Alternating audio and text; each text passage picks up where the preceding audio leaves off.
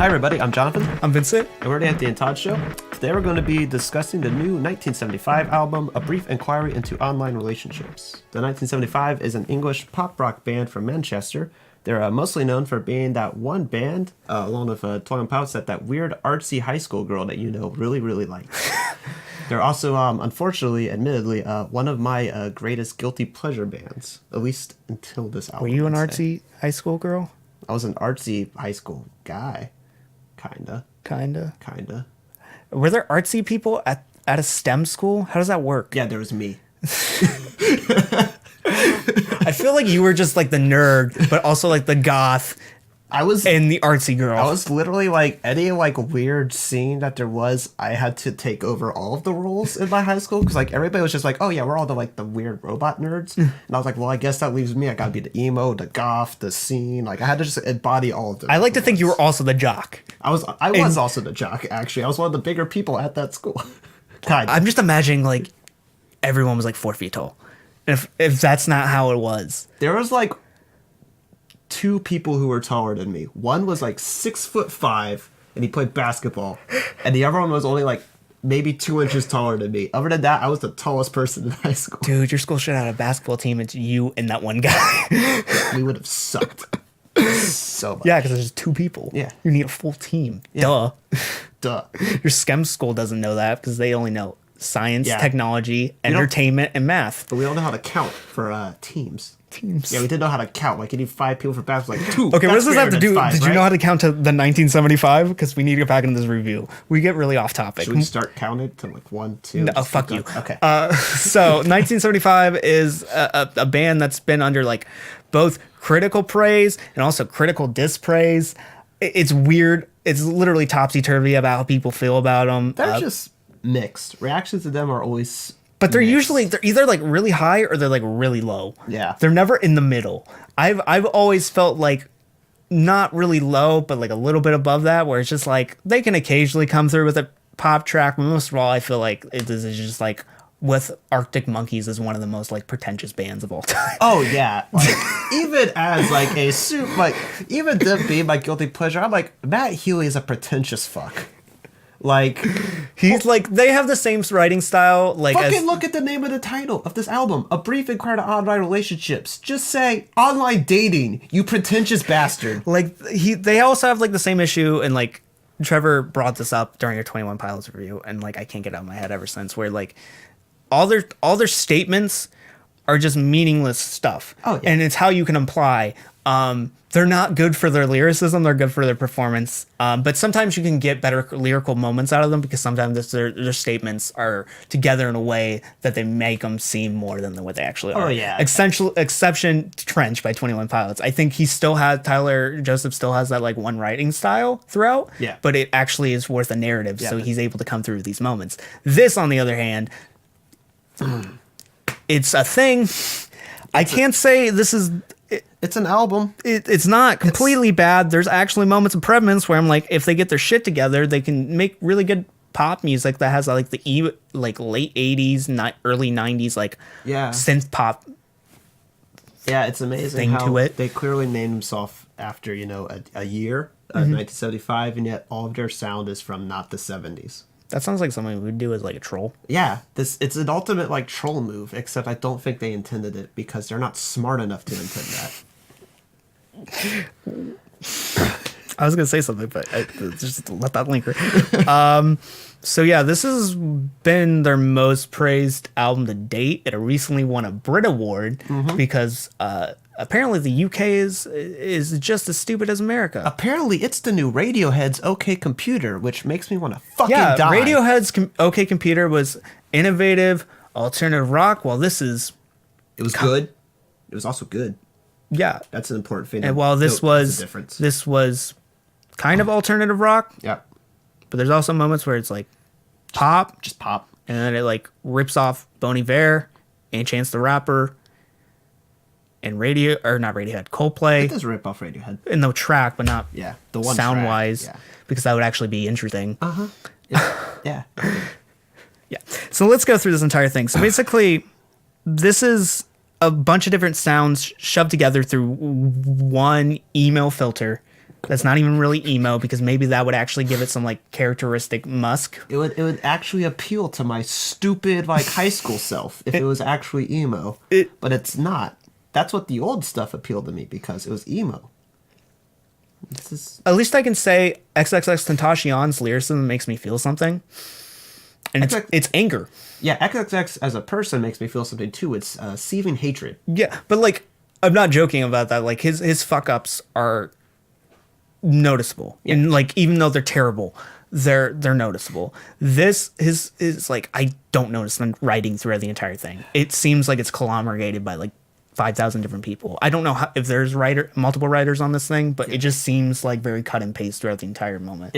And like, it's super generic, but it's all coming from Matt Healy, because like it still touches on like the same topics, and there's topics he's touched on before in the same way before, but better. Somehow his shit was actually better in the previous albums than in this album. Like, not to actually be trying to praise the previous night. So playing devil's advocate. Playing devil's advocate here with the previous 1975 discography. Again, this isn't good. It's not good. It's weirdly like enjoyable if you could still access that stupid emo artsy self that you were in like high school, which I still can somehow, unfortunately, because I hate myself. But like songs like Robbers and from like their first album like actually touched upon like a lot of the themes of like not being able to commit to relationships, feeling like you're losing yourself in relationships and being worried about them ending. But it did it in a way that was like actually like semi-unique and interesting, and used like metaphors. I don't know if they still know what the fuck those are on this album, but like metaphors are a thing that can be very artsy and unique and beautiful. For me, for this album, he's just saying all the shit. He's literally just saying things straightforward. There's no like similes or metaphors, or like, so he doesn't use like or as throughout this entire thing. He doesn't compare anything. I mean, he does use like. He says, "I like America," but that's the wrong form of like. So like throughout this entire thing, let's go over the different styles we got. So like, give your like in the beginning with 1975 and Give Yourself a Try. We're getting this like shitty synth pop with terrible pitching and autotune. The autotune and pitching on this thing is horrendous. And that's sometimes so it can be like, when it's in its most ambient style form, it's decent.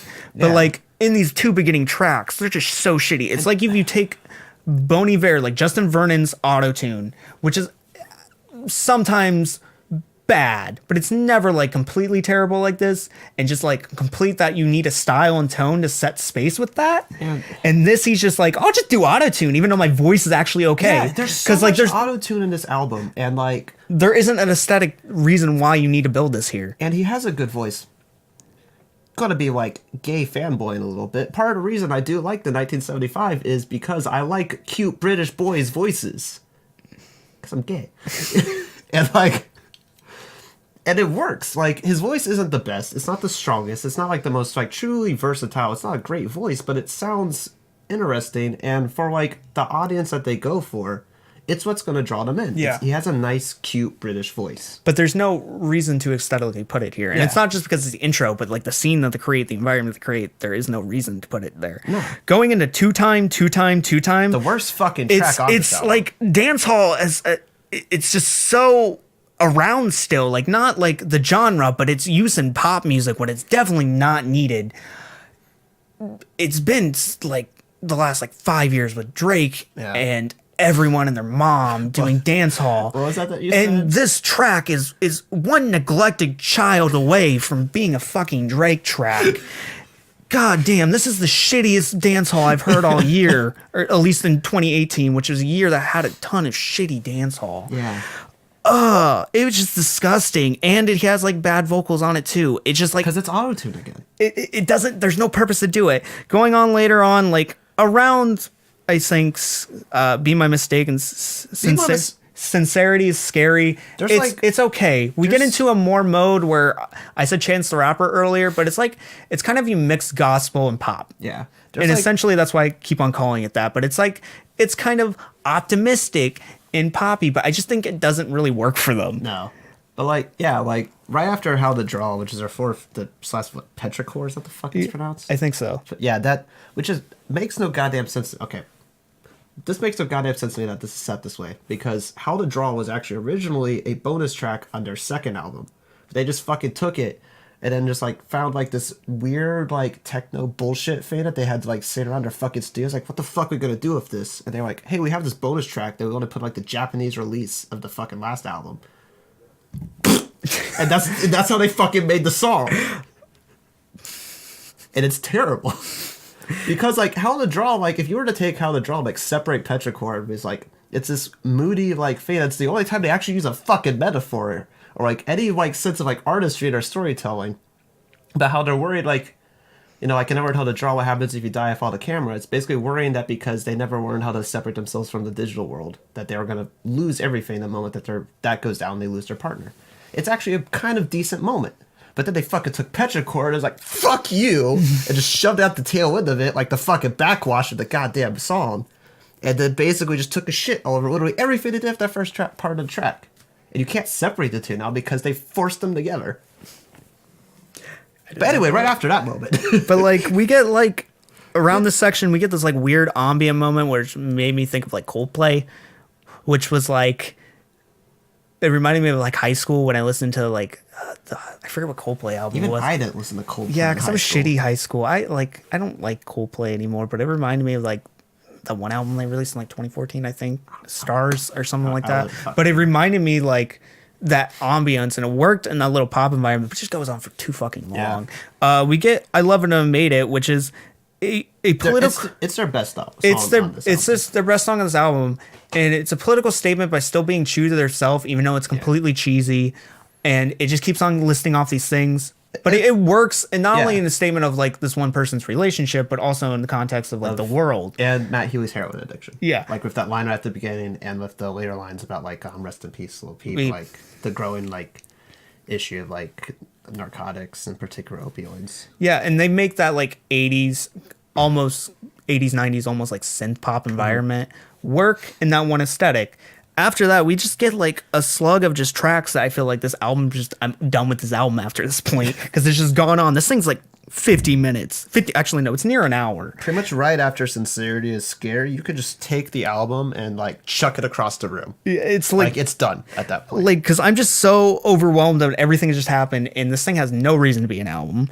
Hour. No. And we get into I Always Want to Die Sometimes, which is a nice moment, but it also goes on for really too long. And I like it because it sounds like something that would be like a rom-com in the 90s, early 2000s.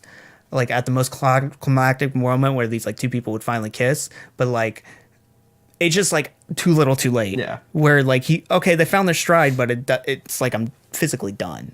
In this last half, there are like some decent moments. They're fine, but like I'm just disattached from anything this project has to throw my way because they proved me wrong too hard in the beginning. Like it's good that they released "It's Not Living" if it's not with you as a single, because nobody would have actually given a shit about that song if it was just released in the album where it's placed, because it's a good song.